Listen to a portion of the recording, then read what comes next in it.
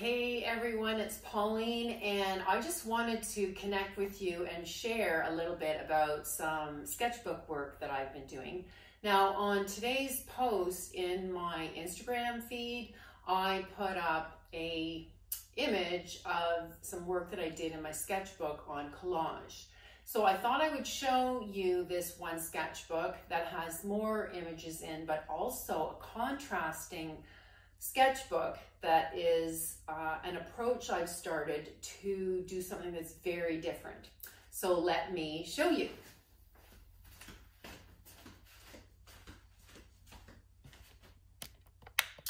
So the one that I put up on Instagram today is this particular sketchbook, and I had shown you this sheet that I was practicing some mark making and putting some colors on it. It just so happened to work really beautifully with what I've got here in the sketchbook and the page and the colors. So amazing how they work beautifully together. And this sketch was done quite a while ago, but I just wanted to show you this sketchbook briefly because it's very different than the one that I'm about to show you. And here I've just got collage, and I'm using up leftover paint, which I still do, but I try out different kinds of materials, mark making, and I really enjoy putting down paint and then coming back in a few days later or weeks or whatever to try out some ideas that I have. So that's, that's what's going on in this sketchbook. Lots of different ideas, and it's really wild. Now, this other one that I was telling you about, I wanted to share it with you because I really love trying this opposite, which is focusing on restraint and simplicity. And that's kind of tough for me. So I'm just going to show you some of the pages because here I'm also putting down leftover paint and trying to get in and get out really quickly. And with this, then there might be paint that goes down, a couple colors, one or two marks, and then I get out. And what that gives me is the opportunity to look at what I've done, excuse me, and think about the design and think about the elements and see what I see and also problem solve. So putting this mark down, then another, and I'm really letting the paint be paint, but then grabbing a drawing tool to see how I can add to this composition or what I've done on the page very simply. So it's a lot slower than the way I'm used to working, but I quite enjoy the challenge, to be perfectly honest. It is a challenge because I love working and I love exploring. What I really like is this warm color in here that got caught in the brush. This here is a color shaper, and I've just scraped the paint over the page, and then I've gone in with a crayon that I don't think it's water soluble. Actually, it might be, but it might be a water soluble oil pastel. This one's not bad. I think the thing that I love the most about this was the way the paint was kind of damming up on the edge of the color shaper and creating this beautiful line on the outside. That's kind of a takeaway from this particular exploration. I'll just skip ones that I don't think are that interesting. This was an exploration as well, just of simplicity and restraint. I used an old ink stamp, the ink pad, and here I've got a little bit of a stamp that I tried out a couple times, but I really was using the stamp, and this was a stamp as well. And then with a few marks, exploring what I could do with this particular format, the space, and what kind of design I could create with what I put down initially. And this is really what I'm after. This particular one, I was going for simplicity and restraint, and then I realized I've just gone nuts with lines and more lines and whatever. And I just thought to myself, what are you doing? But what's beautiful about that process too is I was thinking to myself, you know, kind of a little bit being hard on myself that I didn't restrain. And yet I just pulled out paint, mixed a beautiful color that was lovely and complementary to this orange here. And then I started painting it out, and I mixed a darker blue. So it's really about finding your way. That's what this one taught me, was, you know, explore and keep your intentions. But then if you see you're going a little sideways, you can always pull back. So that's what that one was about. This one here, I found this to be a bit of a challenge, mostly because this swoosh of glowing color was kind of in the middle of the page. So the new challenge was, how am I going to make this interesting? And of course I used a contrasting color that I thought might be interesting.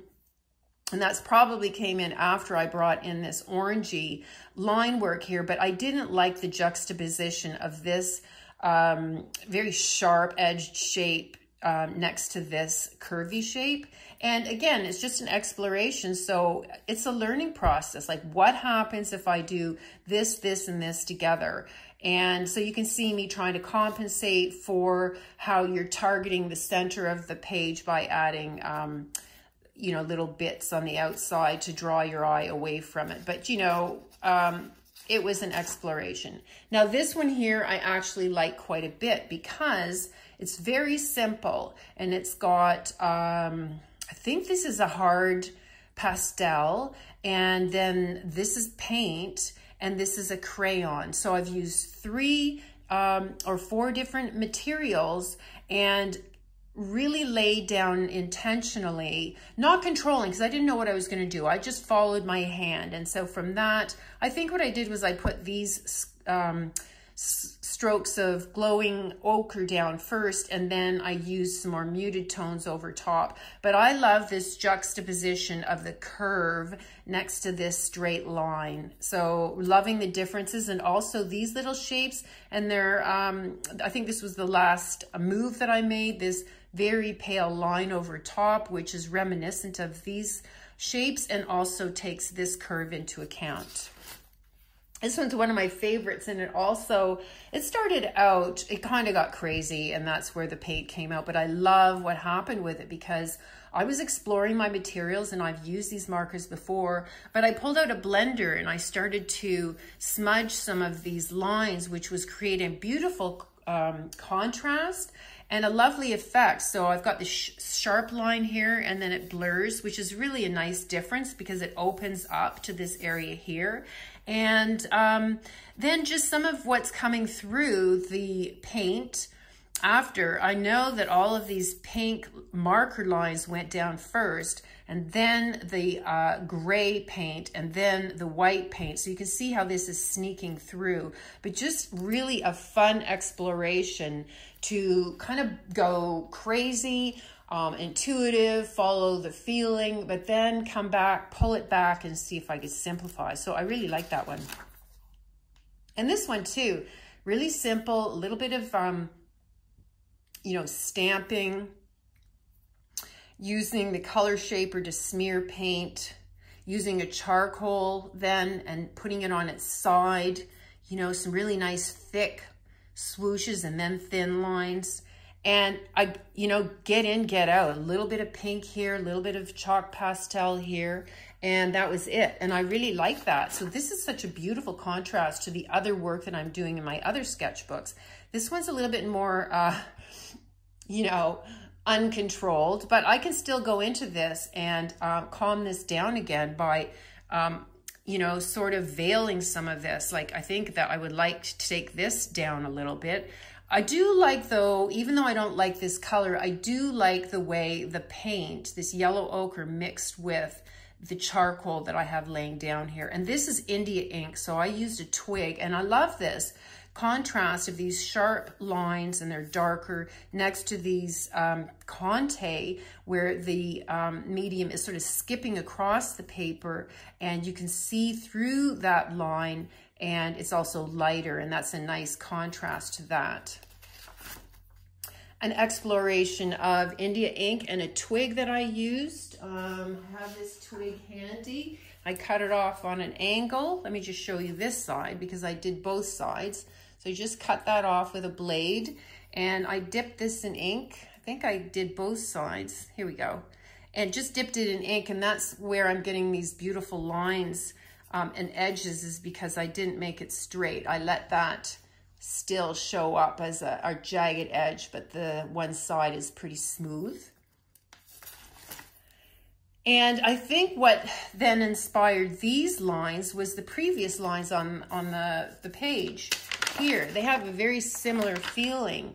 And this is a piece of compressed charcoal, I believe, and I'm just laying it flat as well as twisting it, and then to put color beside that with the color shaper. I thought that was really fun too, to allow this you know, large shape. I'm not sure that this is the right shape for this line work, but doing this gives me that question coming back at me, like, what do you think about that? It almost seems like it's too samey, but I can go back into this again. What I love about it is that I've just gone in and done something really simple, and I'm trying to appreciate that beauty, that simplicity, and what, you know, what is that teaching me, about design, and about future works or future exploration.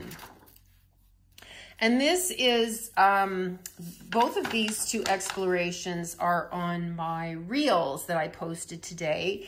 And this was just, you know, an exploration of what colors and what materials I could use on a painting that I had right in front. So you can check out my reels and you will see, I think, this example here. So I was just exploring a variety of water-soluble tools, mark-making tools, and crayons to see if they would look great next to, within the painting that was on the video for reels. So I hope you enjoyed that little visual. Just swing this back up.